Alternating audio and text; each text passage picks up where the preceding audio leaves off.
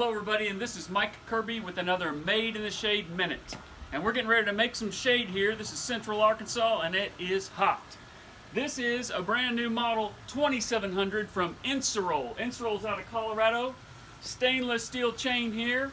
And there's the shade up there. Ron will get a shot of the headrail. Bronze headrail, 4.5 inch integrated extruded aluminum headrail in bronze. And here comes the shade. Everybody take a note here. Ron, if you can come up a little closer, take a look at this steel guide on the cable.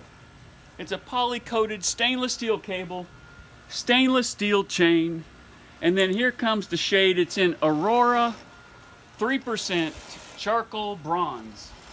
And it turns the patio into a habitable space. Now, as with a lot of these patios, we have a place to mount the cable guide on the left, but on the right, there isn't a place, and we don't want a cable sitting right in the walkway. So, we did a modified bungee hold down from the 2600 model. And Ron, if you get a close up, there's the bungee hold down. And so that keeps us from having a cable that people are going to trip on, and it still keeps the shade nice and secure. Very good quality. One other thing about Inserol I want to point out. Welded side seams.